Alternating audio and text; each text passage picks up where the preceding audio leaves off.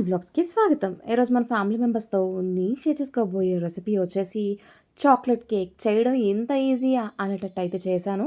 చూసేద్దాం. చకచకా చేసేద్దాం. చాలా చాలా సింపుల్. బిగినర్స్ కూడా చాలా ఈజీగా చేసేసుకోవచ్చు. వితౌట్ ఓవెన్ చేశాను. మొత్తం ప్రాసెస్ అంతా కూడా మిక్సీయే యూజ్ చేశాను. చూడండి ఎంత స్పాంజీగా ఉందో. చాలా బావుంది కేక్ అయితేని. ఇంకెందుకు ఆలస్యం చూసేద్దాం. చకచకా చేసేద్దాం. ముందుగా మీరు కేక్‌ని ఎందులో చేద్దాం అనుకుంటున్నారో ఆ మౌల్డ్ తీసుకొని దాంట్లో కొద్దిగా ఆయిల్ అప్లై చేయండి. ఆయిల్ అప్లై చేసిన తర్వాత అందులోనే బటర్ పేపర్ అయితే వేస్తున్నారు. మీ దగ్గర బటర్ పేపర్ లేకపోతే గనక ఇదే టైంలో మీరు కొద్దిగా మైదాని కానీ, గోధుమ పిండిని కానీ ఒక అర స్పూన్ చేసుకొని డస్టింగ్ చేసుకోండి. ఏమీ లేదు. గిన్నంతటిని కూడా ఈవెన్‌గా స్ప్రెడ్ అయ్యేలా చూడాలి. అంతే. నా దగ్గర బటర్ పేపర్ ఉన్న వాళ్ళు వేస్తున్నాను. ఇప్పుడు ఇలా వేసేసుకున్న తర్వాత ఇప్పుడు ఈ గిన్నెని పక్కన పెట్టేసుకుందాం. వేరొక బౌల్ తీసుకుని అందులోని జల్లెడ పెట్టేసుకోండి. ఇప్పుడు 3/4 కప్పు మైదా అయితే తీసుకున్నాను. స్పాంజ్‌లా ఉండాలి అని అనుకుంటున్నాం వల్ల మైదా తీసుకున్నాను. 3/4 కప్పు. ఆ పైన 1/4 కప్పు కోకో పౌడర్ అయితే యాడ్ చేసుకుంటున్నాను. పిల్లలు ఇంట్లోనే ఉంటున్నాం వల్ల ఎప్పుడు చేసేలా కాకుండా ఐస్ క్రీమ్‌తో తింటాము అన్న వల్ల ఈ చాక్లెట్ కేక్‌నైతే చేస్తున్నాను.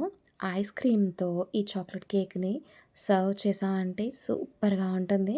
డెఫినిట్‌గా ట్రై చేయండి. చాలా చాలా బావుంటుంది. ఇప్పుడు ఆ కోకో పౌడర్‌ని, మైదాని వేసేసుకొని అందులోనే ఒక స్పూను బేకింగ్ పౌడర్, అర స్పూను బేకింగ్ సోడా వేసేసి జల్లించుకుందాం. ఇలా జల్లించిన తర్వాత చూస్తే ఇలా ఉంది. ఇప్పుడు దీన్ని పక్కన పెట్టేసుకుందాం. ఇప్పుడు మిక్సీ జార్ తీసుకుని అందులోని 3/4 కప్పు షుగర్ అయితే వేసుకుందాం. స్వీట్ ఎక్కువగా కావాలనుకుంటే కనుక 1 కప్ వేసుకోవచ్చు. ఇప్పుడు అందులోనే 3 ఎగ్స్‌ని బ్రేక్ చేసి అయితే వేస్తున్నానండి. మనం ఎగ్‌ని వేస్తే గనక ప్లఫీగా ఉంటుంది కేక్ అయితేని. సో, అందుకని ఈసారి ఎగ్‌తో చేస్తున్నాను. ఎగ్‌లెస్ కూడా చేస్తూ ఉంటాను. అది ఎలా చేయాలో డిస్క్రిప్షన్‌లో లింక్ అయితే పెడతాను. తప్పకుండా చూడండి. ఇప్పుడు అందులోని 1/3 కప్పు ఆయిల్ వేసుకున్నా పర్వాలేదు, బటర్ వేసుకున్నా పర్వాలేదు, నెయ్యి వేసుకున్నా పర్వాలేదు. ఏది మీకు అవైలబుల్‌గా ఉంటే అది వేసుకోండి. అందులోని ఒక స్పూను వెనిగర్ అయితే వేసుకున్నాను. వెనిగర్ ప్లేస్‌లో మీరు లెమన్ కూడా వేసుకోవచ్చు. నా దగ్గర వెనిలా ఎసెన్స్ అయిపోయినాయి. ఆ ప్లేస్‌లో నేను యాలకులు అయితే వేసుకున్నాను. వీటన్నిటిని కూడా స్మూత్ క్రీమీ కన్సిస్టెన్సీ వచ్చేదాకా మిక్సీ అయితే పట్టేసానండి. ఇప్పుడు దాన్ని పక్కన పెట్టుకుని మనం ముందుగా కలిపి పెట్టుకున్న పౌడర్ ఉంది కదా! అందులో ఈ మిశ్రమాన్ని అయితే వేసేసి కట్ అండ్ ఫోల్డ్ మెథడ్‌లో అయితే మనం మిక్స్ చేసుకుందాం. మీలో ఎవరైనా కొత్తగా వ్యూ చేస్తుంటే లైక్ చేయండి, షేర్ చేయండి, సబ్స్క్రైబ్ చేసుకోండి. పక్కనే ఉన్న బెల్ ఐకాన్ నొక్కండి. చాలా ప్లఫీగా అయితే కేక్ వస్తుంది.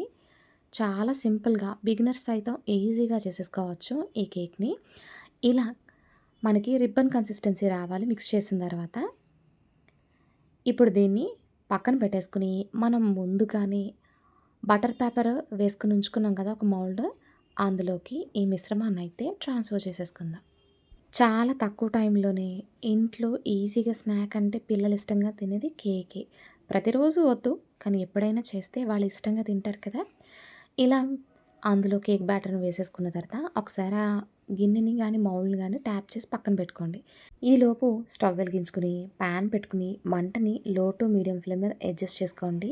మీ దగ్గర ఇటువంటి స్టాండ్ ఉంటే వేసుకోండి. లేదా ఆ ప్లేస్‌లో మీరు ప్లేట్‌ని కూడా వేసేసి ఒక 10 నిమిషాలు ప్రీహీట్ చేసుకోండి.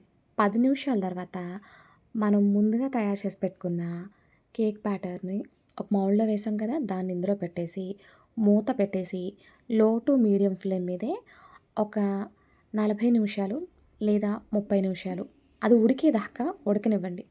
అది ఉడికిందా లేదా అని ఎలా తెలుస్తుందంటే ఒక ఫోర్క్ కానీ, నైఫ్ కానీ, ఇలా స్పూన్ కానీ పెట్టి మీరు చూసారంటే ఎక్కడ అంటుకోకుండా వచ్చేస్తుందంటే అది ఉడికిపోయినట్టే.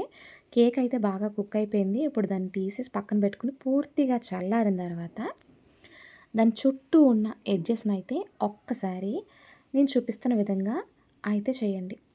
మరి దీన్ని ఏమంటారో నాకు తెలీదు. ఇలా చేయడం వల్ల మన కేక్ ఆ మౌల్డ్ నుంచి అయితే సెపరేట్ అయిపోతుంది. ఇప్పుడు ఒక ప్లేట్ తీసుకొని దీన్ని డీమౌల్డ్ అయితే చేసేద్దాం.